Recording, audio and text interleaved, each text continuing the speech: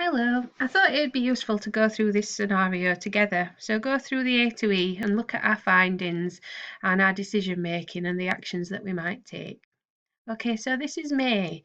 She's 17 years old. She's been admitted to hospital for an operation on her gallbladder, which we call a laparoscopic cholecystectomy.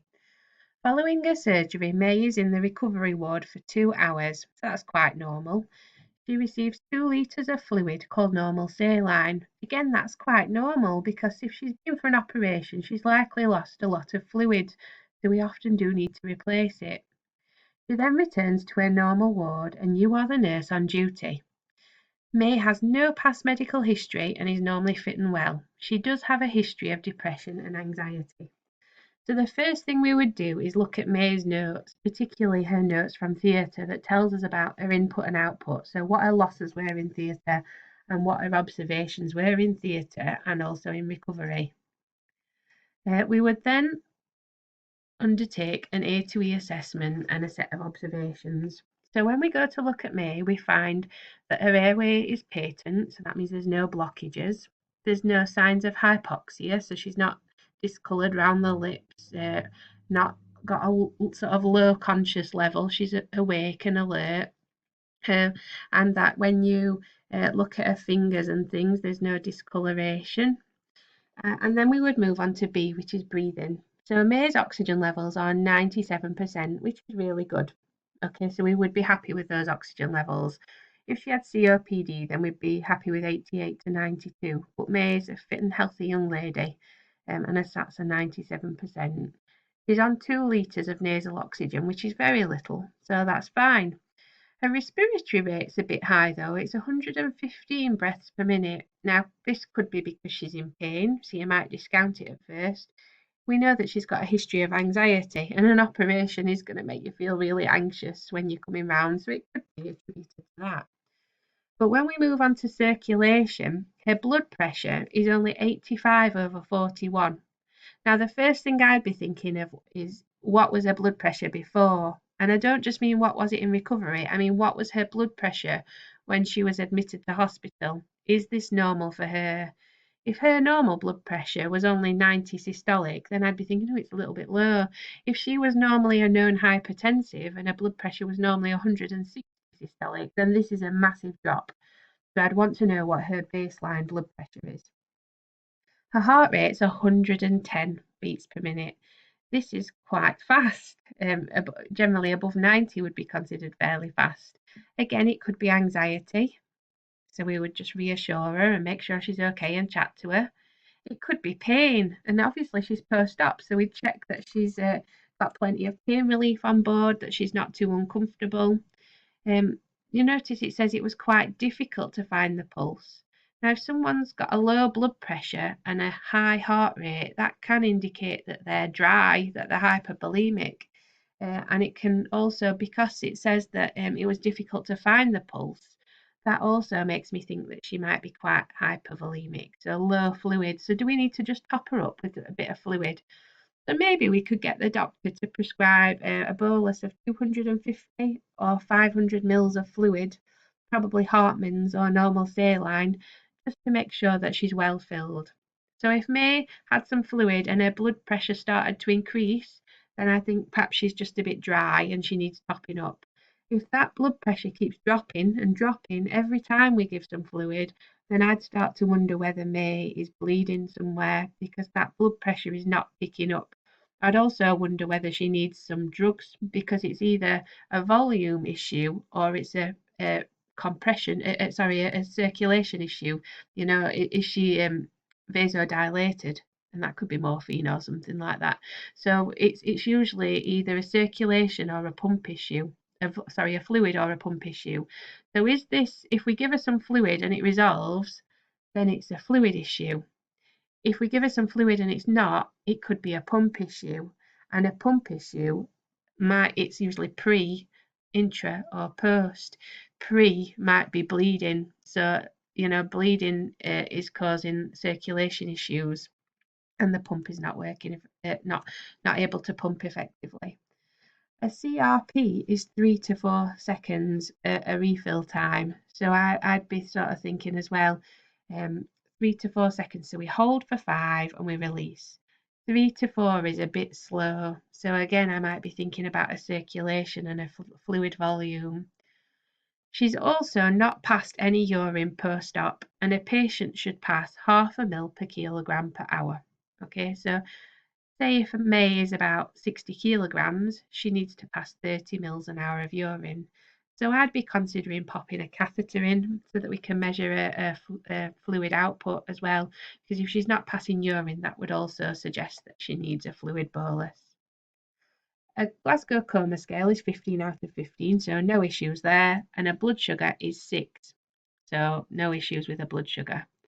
Her temperature is a little bit on the low side, so she's not overheating, she's not too warm. I'm not really thinking it's sepsis here because she hasn't got a temperature. She's got no rashes or redness or swelling or anything to suggest that it could be anaphylaxis or an allergy to her painkillers. She's got a drain, and 100 mils in a drain is really quite a lot considering she's only been out of theatre 2 hours. So I might consider, if that Redivac drain is full, I might consider clamping it off and swapping it for a new bottle and seeing how much drains in that. You as a student nurse would obviously need to seek support with that, and that would be done under observation, under supervision. Her peripheries are also pale and cool, which suggests that her circulation is not very good. She's not very well filled, and her abdomen is quite distended, which again, it could be something else, but I would be querying, gosh, all these signs are pointing to the fact that May could be bleeding post-op. You know, her drain is really full, her abdomen where she's had the surgery is really distended, and all her observations are pointing to the fact that she's quite hypervolemic and underfilled with fluid. So at this point, I think it's really important to take a blood gas and send some bloods off. So let's have a look at the blood gas.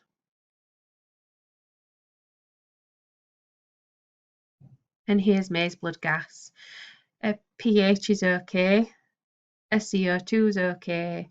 Her oxygen levels actually are slightly low on this, so we might just turn her oxygen up a little bit. Other things are looking okay. Potassium's fine. Blood sugar's 6.2 on there, so that was quite accurate. But this is what's concerning me, an HB of 63.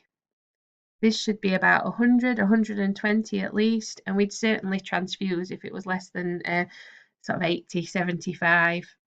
It's the daytime shift, you know, we need to sort this out before the night shift. So yeah, look at May's HB, and doesn't she have a distended abdomen and a full drain already? So all these signs are pointing to the fact that actually May could be bleeding post-op. So we'll just quickly have a squiz down the A2E assessment here from the Resus Council. So we've looked at the colour of our hands, we've assessed limb temperature, we've measured the CRT, the capillary refill time. We haven't assessed the state of the veins. She's a young, normally fit and well patient. They don't particularly appear to be underfilled or collapsed, but I think maybe a doctor might be able to help us with that and look at that assessment. And we've counted her pulse and it's quite fast. Her peripheral and central pulses, we've palpated a peripheral pulse and it was quite difficult to find, so that suggests a poor cardiac output rather than sepsis. We've looked at her blood pressure and it's low. Now, I don't think I'd feel confident to auscultate the heart, so I might involve a doctor with that. I wouldn't feel confident to check for a murmur or a pericardial rub. I might ask somebody else to come and review the patient. But the heart sounds regular, it's just a bit fast. We might look for other signs of a poor cardiac output, such as a reduced conscious level. I would imagine that May's conscious level would start to deteriorate if we don't get some fluid in there soon. The patient doesn't have a urinary catheter, so we need to put one in. We're looking thoroughly for external hemorrhage from wounds or drains, and we've got a distended abdomen and a drain that's very full already. So this could be some kind of hemorrhage or bleed. What else are we looking for? So we need to look at fluid replacement, okay? We really do need a blood transfusion here, I think, and to get this patient back to theatre.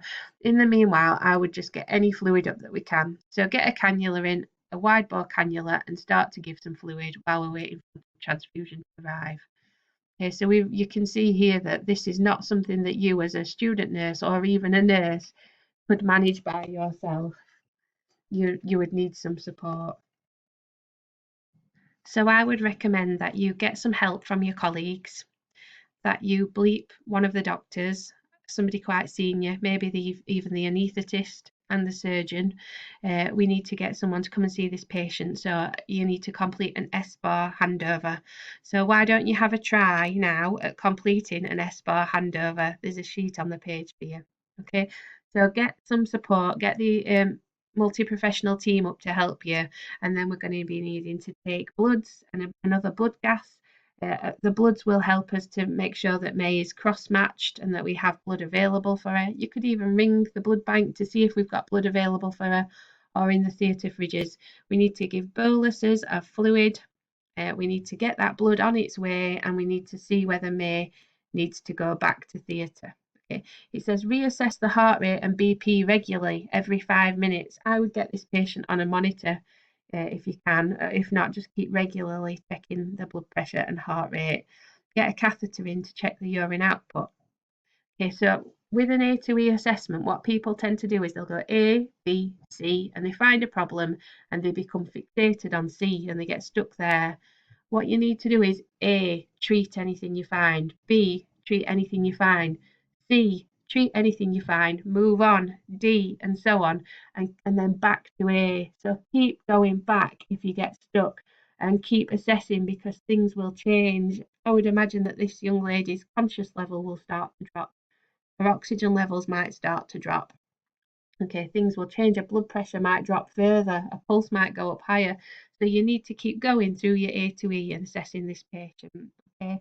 If the patient does not improve, repeat the fluid challenge, and we do need help, and help's on its way. So yes, we're working our way through this. The bottom bit of here, it's around if it's acute coronary syndrome, and we've already determined that this is not. Our patient is bleeding and needs some fluid. Okay, so this seems quite an overwhelming scenario, but I think the key points are undertake your A to E assessment and determine what's wrong with the patient. All the signs are there indicating that May is hypervolemic and she's bleeding from somewhere. And really, that's a bit of a no-brainer with her being immediately post-op. We would then ring and get help and get some help from a colleague on the ward. We would Apologies, the joys of working from home. My little boy just walked in the room. So where was I? Yeah, so we would undertake an A to B assessment. We would get some help from our colleagues on the ward. We would ring for a doctor from the surgical team and possibly the anaesthetist, and we would escalate. We would do an S-bar handover, and then we just need to get fluid into this patient. So that might be crystalloid or colloid fluid initially, but we need blood. So somebody needs to be going and getting that blood from the blood bank. The patient should be cross-matched if they've been to theatre. This patient is most likely going to need to go back to theatre if we can't stop the bleeding. Okay, so if you just try and write some of this up, undertake your S-bar handover, and then undertake your reflection.